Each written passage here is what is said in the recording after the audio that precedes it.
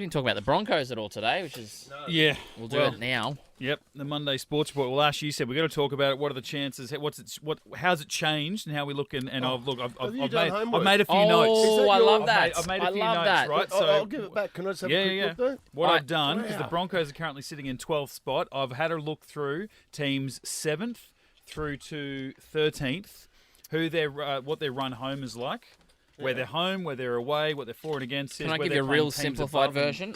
I feel like I don't think the Dragons can win another game. I think is that what they're currently in 9th place. Yeah, they are playing 3 teams below them on the ladder and 1 team These above. Are great. And it's so impressive. But their for and against is horrible. They're minus 108 at the moment, and they're on 26 points. So they're equal 8th on competition points, but a horrible for and against. And they're home to the Titans, home to the Sharks, with the Dolphins. Yep, they're away to Para, and then home to the Raiders and the Raiders are in 11th spot. So they're amongst these teams that are in the fight.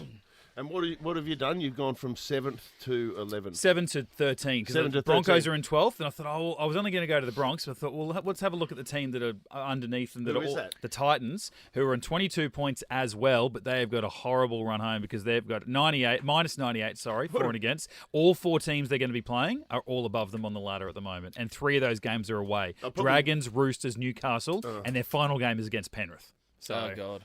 Even if Penrith rest all their stars for that final week, they're still a pretty formidable team. So we have mathematically the Bronx can make the 8, right? Yeah, they're on 22 points at the moment. The Dolphins and the Dragons are in equal 8th. They're on 26. Broncos got the bye this week, so immediately they're going to go to 24. So 32 points used to be what they said standard for the 8, so that's going to be very different this year. Yeah, well, you think 4 games to go.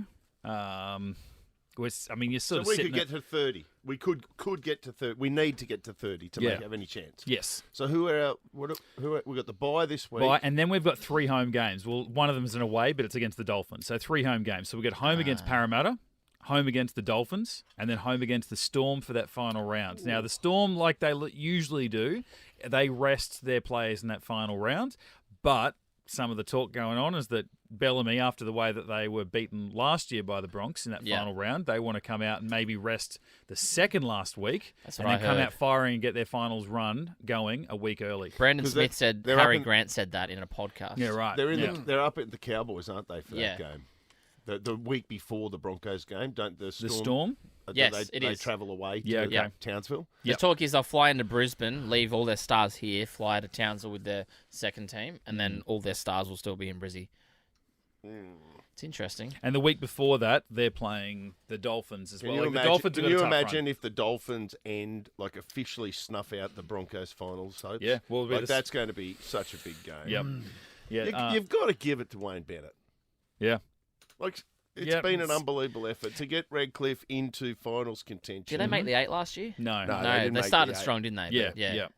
Well, the Dolphins, they are playing the final game of the regular home and away season, that Sunday night game against Newcastle, who are currently in 10th. They're also in a fight to make the top 8. So it could come down to that last game of the entire season to determine the top 8, which is done for the last couple of years, I think. Has it? Yeah, but it's usually to determine where the top 8 sits. I don't think necessarily who makes the top 8, but Parramatta could be a danger game. They're playing really good footy, with nothing to play for.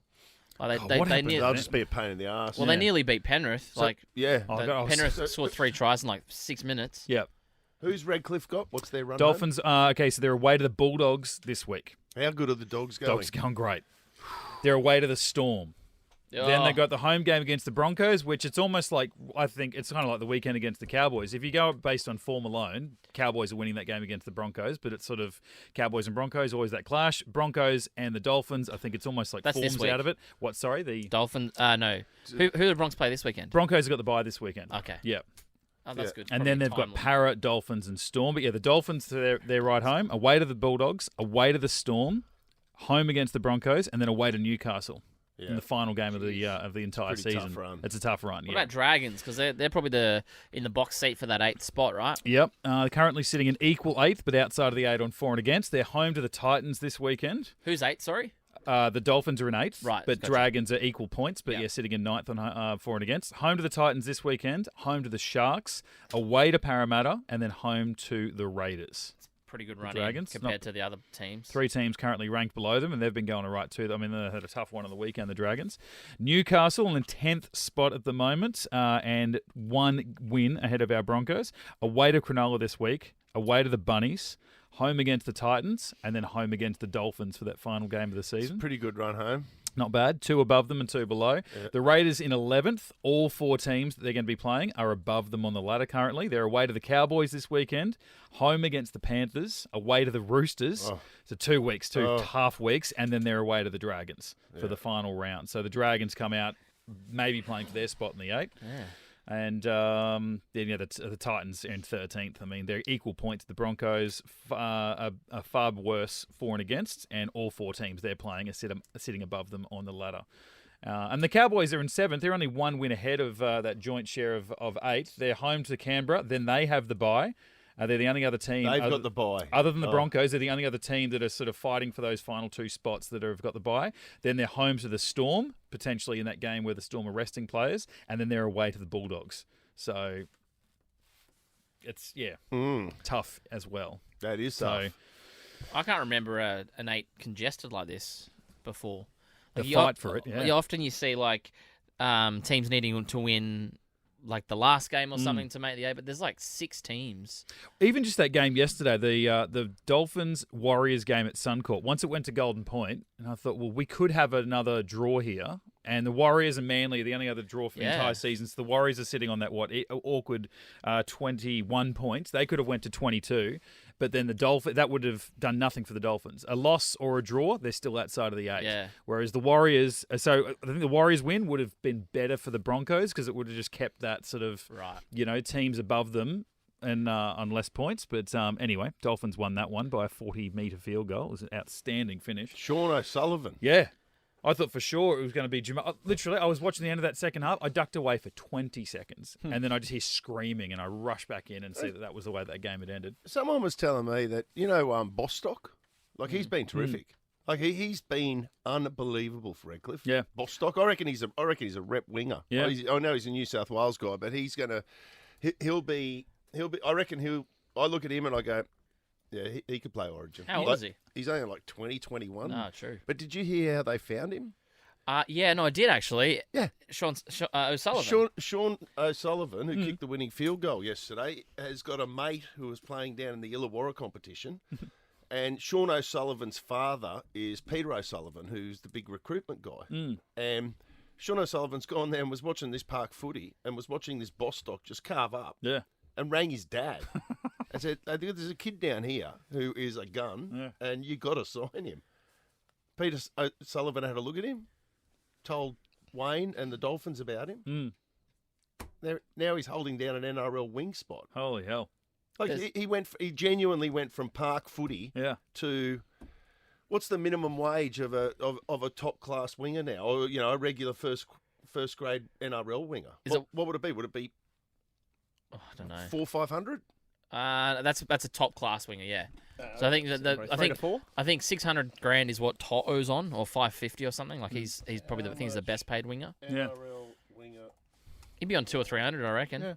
Wings are traditionally the lowest paid. Well, in the back line usually, centers are usually higher paid, and fullbacks. There's good raps on Sean O'Sullivan. Like a lot of people think he'd be a good future coach. Anyone I've heard spoken to him, about he's just like a really clever footy brain. Doesn't quite translate to the field, but I think Wayne Bennett might have even said that he just took a lot of training and stuff. Like Sean O'Sullivan or someone did. O'Sullivan just like took the backs one time and just basically coached him. Even just looking at our boy Benny Teo just sitting in the box behind Wayne yesterday. Just I know he's into the coaching, has been for many years, but I thought, geez, he'd be soaking up all he can for those final games with Wayne sitting in front of him. Yeah. But which is just good to see. Teo. I love listening to him speak. He's a great speaker. Yeah. Benny Teo. Yeah, he's always been a student of the game. Yeah. He's always learning, learning, isn't he? when he was playing. He was at the Bronx next year, so that's good things for Kevy. And I know that Ash, you've been talking about him for forever, but I reckon it was most I've ever really watched him yesterday was that Max Plath, and just he had a hand. Psycho Plath. God, he had a hand in everything. Any line break that that the Dolphins made, he seemed to be a part of. He's got Origin written on him. Like he'll play for Queensland. Yeah. If he keeps super doing sub what he's doing. utility. It's Yep. like Dad. Yeah. Dad didn't play Origin. I don't think John Plath ever played Origin. I remember. But he was a super sub. I remember he was a super sub, and I can always remember one day, like this. I wasn't even in radio. That's how long ago it was. But Peter Jackson was working at Triple M, and he Chris Bombolas interviewed John Plath the day after a Broncos game. John Plath had done something or other, and I remember John Plath going, "Well, I just got to keep that type of form up now, and then I'll be taking over from Elfie." Put pressure on Elfie for that number 7 jersey. And everybody just laughed like they did now. Everybody knew that's not happening. You're never going to make the starting team, mate. Here's my faves, John Plath. I'll tell you what, just to throw it over to Jack Bostock. I'm trying to find out. Yeah, Jack Bostock. That's his. I went looking. I couldn't see anything either. He's just signed a big deal, though, until end of 2027 with the Dolphins. Oh, huge, yeah. Yeah, so he's there for a while.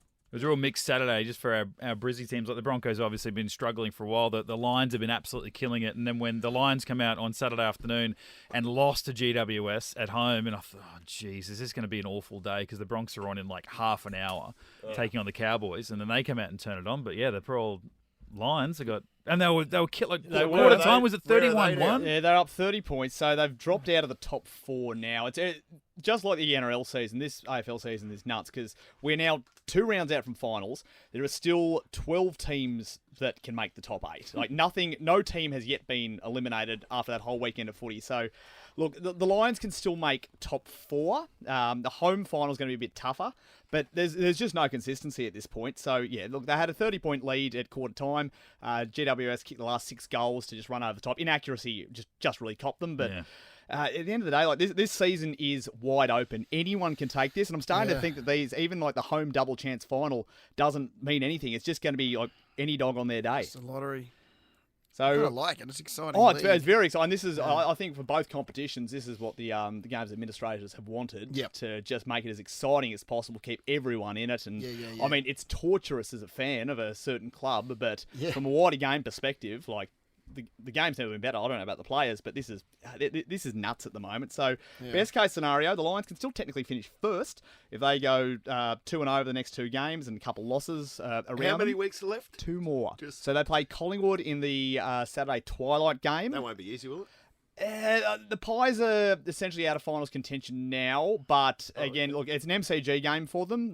Collingwood, they still got a lot of pride. They'll still get 80,000 there to that, so that'll be massive. And then they've got Essendon, whose finals chances are essentially done now. They can still make it, but that's the last game of the season. Pretty good finish to the season, though. It's a crazy finish to the season. So look, if they can just get 2 back on the board and fix the errors that they made, there was only sort of 3 areas that they really lost it in. They let that game slip. They'll know that, and they should respond really well, but. Yeah, this is crazy. So right now, the way it's looking, in a first final, double chance, they would be down at Geelong. Right. Yeah. Okay. Which is, again, they've been hit and miss, but... What's that like in your household, Mitch? When the Lions when the Lions play Geelong? Yeah, I used to pretend like... Is there a marker put in the what do your kids do? In the kitchen. Who do your kids go for? Kids actually go for Geelong. Yeah, they give me hell when I say that I go for the Lions. So Sarah goes for Geelong? Yeah, but it's not loud. It's not passionate. Her family does, though. Like her family's... Her dad, for some reason, born and bred in Geelong his whole life, but for some reason he's an Essendon supporter. But like Geelong, very, very, very close second. But yeah, Sarah gets her arms. When I say that I go for the Lions, but I'm like, you don't make. Stop pretending no you care. noise whatsoever. Yeah. Don't pretend you care. And when she told me when we got married, she said, "Hey, look, if I go for the Broncos with this whole rugby league thing, you marry into my family, AFL, you got to go for Geelong." And I'm like, "Oh, absolutely." The Lions were bottom dwellers for years at that point. I'm like, I don't even care about the sport. Yeah. And then all of a sudden, the Lions, I'm like, I can't hide the fact that I really want a Brisbane team. Okay, this cat's bullshit's got to stop. Oh, I just said it to you so you'd marry me. And I mean it. Also, I'm part of a chat that Nick's a part of too, a very Lions passionate group chat, and they despise What's the name Cats. of the group chat? What's the name of it? Oh, it's so confusing, isn't it, boys? Lions. What's it called? Bruce Flag Lions. Bruce Flag Lions. Lottie's a member as well. Yeah, that's right. I don't feel like I know enough about it, but I lurk and I watch it. I don't want to chime in. This is the first time I just went back into it. Let's see. There's some if I don't more check passionate people in there. Yeah. Dan Anstey from memory. Dan Anstey runs the group. He runs the He group. gets stuck in. Does he? And he pulls out I don't know where he gets it from, 1989 merch. Where's he get that He from? must have a team of people on eBay just constantly searching What for do you it. mean he pulls out 1989? Like Brisbane Bears kit. He'll just send through a link, and it'll be through like a 1989 Brisbane Bears tracksuit top, authentic of the. You click in and it's like. Is he a total mark for AFL? Oh, yeah. He's their number one ticket holder. Yeah. Yeah. The boy. Well, Yeah. Dictator Dan runs the show. Yeah. Good Right. point. Yeah. There's 22 members in that group. I love. I think we've got. Haven't we got That's the our starting 22, Have we got yeah. the groundskeeper of the Gabba on that chat? Probably. I think Lee Matthews is probably in there Yeah, somewhere. yeah. Bob's your uncle, was it? Who's the curator? It wasn't Billy Birmingham, it was Bob's your uncle. Was it? Or no? The curator. Didn't the curator always used to be a Kevin? No, Kevin Mitchell used to be. Kevin Mitchell. Kevin Mitchell Jr. So now the Kevin Mitchell Jr. Junior's taken over, yeah. Yeah. Kevin Mitchell Jr. Yeah, no, but Kevin Mitchell traditionally hated the Lions in the AFL because they'd ruined his cricket pitch. Well, of course. Had a terrible relationship with the AFL and the club because it was it's Brisbane cricket ground essentially first. All right. Did anyone watch the Wallabies? Oh, I did. I was there for the first half, and then I ran to the pub to watch the Lions. It was a tough watch. Look, at the end of the day, the Springboks are the two back-to-back world champions, and I think we just came in off the back of form, having beaten an understrength Wales and then Georgia. So I think we felt like we had a bit of a run, but South Africa were next level. Was it without hope, or was it like, okay, beaten by a better team? Oh no, just a far better team. It was they really flexed their muscles on us, and we went, okay, yeah, this is a world-class outfit that are here to make sure they win this rugby championship. Because usually they usually save their best team, and they'll send that over to New Zealand to try and win that fixture over there, but they rolled out a full-strength side against us, and we just didn't have much of a chance. We only finally scored right at the end when they were down to 13 men, and it was a nice little Queensland combination there to get over, but they were a class above. Absolute class above. But 52,000 there at Suncorp, so it was a huge crowd. I was saying to Lutzi, I was surprised, they put the, it was an afternoon, like 2:30 kickoff, wasn't You it? said the old traditional fixture, yeah. Yeah, 2:30, which I love, but it was also like GPS rugby Saturday afternoon. Yeah, that was weird. And they had Ash told me that. they had Nudgee against Gregory Terrace. Probably got 10,000. That's that the game. biggest crowd on the first 15 rugby calendar each year. Yeah, 100%. Traditionally, 10,000 people, especially when that game is at Nudgee, which it was on the weekend. First 15, 2 o'clock kickoff. Yep. Like there's 10,000 people that you would assume most of those those people You'd hope to convert them, would have either wanted to have been at Suncorp to watch the Wallabies or at least watched it on television. Yeah. It caught me. I actually missed that it was an afternoon thing. I was keen to watch it, and then it was only through watching the Broncos I realised it was done, but I clearly didn't miss anything. Well, look, I mean, if you're worried about the Australian fans not turning up, the South African diaspora, they can come out of the woodwork. Like I look around that far end down the Milton end of the ground, it was 100% South African. It felt like one of their home games. Really? They are a passionate mob, and God, they were loud. I've got to congratulate myself on give them space. On the Broncos victory. Well done. Money where your mouth is. I backed the Broncos. I backed the Broncos at -6.5. Oh, nice. I got $4 something or other on that. And I was saying to Buzz, at half time, the live betting, Yeah. the Broncos at half time were $5. They were down 18-12, but they were paying $5. I didn't go back for a second crack at it, but I wanted to. They just put up one too many obstacles. I had to make a phone call. Yeah, no, that's how they get you. I wasn't gonna do I don't like making that No, phone call. I just feel like There's something not quite right. Is there? I Maybe feel I have like a someone's problem. going to go. Talking to some guy I in feel like Darwin. someone's going to go. Ash? Really, mate? Yeah, really? Is this what it's come to, mate? I'd be going, and what would you like to place in a bet? I'm like, Yeah. $3. So 300? No. No. No zeros. $3.